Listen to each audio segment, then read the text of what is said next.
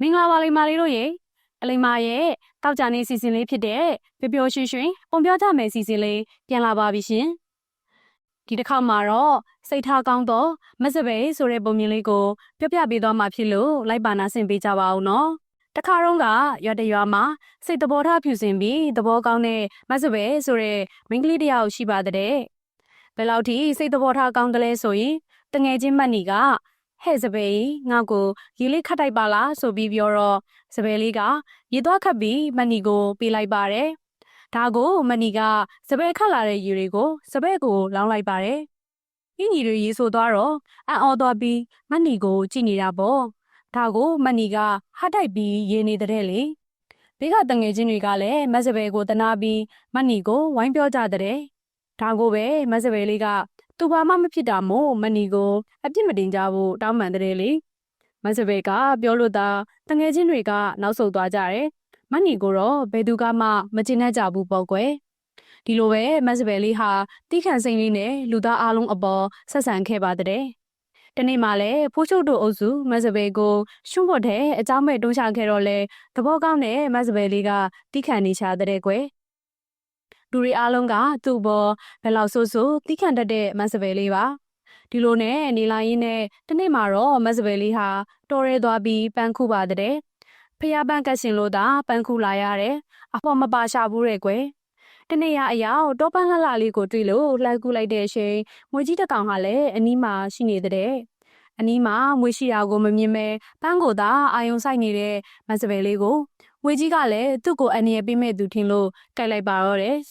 မစပယ်လေးမွေးကြိုက်ခံရလို့မေ့မျောနေတာတီးလိုက်တဲ့တောဆောင်နှကြီးဟာတနာသွားပြီးမစပယ်လေးကိုစိတ်ကူပေးပါတဲ့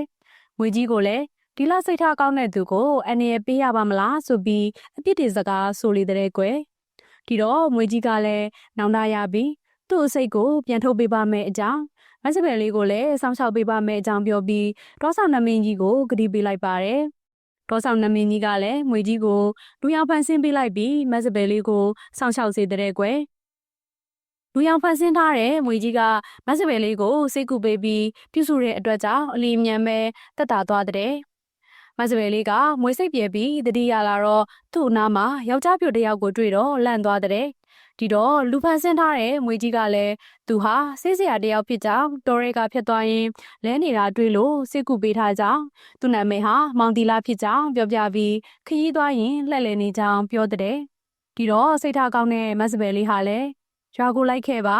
ရွာရဲကနာမကျန်းတဲ့တက်ကြီးရွယ်အိုများကိုစိတ်ကူပေးဖို့နဲ့သူမအိမ်မှာပဲတဲခိုဖို့ပြောပြီးဆေးစရာတစ်ဖြစ်လဲမွေကြီးကိုအိမ်ခေါ်လာတဲ့လေမစပယ်လေးတို့အရောက်ကလေးကဆေးစရာပါလာကြောင်းသိကြတဲ့ရွာရဲကလူတွေဟာလည်းစိတ်ကူဖို့လာကြတာအမြဲမပြတ်ဘူးလေကွယ်ဆေးစရာမောင်တီလာရဲ့ဆေးဆွမ်းထက်တဲ့သတင်းကြောင့်မို့ဘေးရွာတွေကပါစိတ်ကူဖို့လာကြတော့မစပယ်လေးတို့ရဲ့အိမ်ဟာစီကားလာတာပေါ့ကွယ်စီကားလာတဲ့မစပယ်လေးတို့အိမ်ဟာစီးပွားရေးလည်းပြည်လဲလာပြီးတိုးတက်ချမ်းသာလာတာပေါ့မစပယ်လေးကိုလည်းဘယ်သူကမှအနိုင်မကျင့်ရကြဘူးတဲ့ကွယ်မစပယ်လေးဟာလည်းအရင်ကထပ်ပို့ပြီးစိတ်သဘောထားကောင်းအောင်နေပြီးအပေအကံအလှူအတန်းကိုလည်း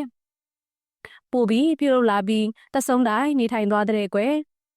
ဒီပုံမြင်လေးတွေကလိုပဲစိတ်ကောင်းချီတဲ့ဖဲသူကိုမဆိုအားလုံးကဝိုင်းရှိကြပြီးနောက်ကောက်နှစ်မြက်တွေကလည်းစောင့်ရှောက်ပေးကြပါရနော်ဒါကြောင့်လိမ္မာလေးတို့လည်းမစပယ်လေးလိုအမြဲတမ်းစိတ်ကောင်းထားပြီးသူများအပေါ်တိခတ်ကျင်နာပေးဖို့တိုက်တွန်းလိုက်ပါရရှင်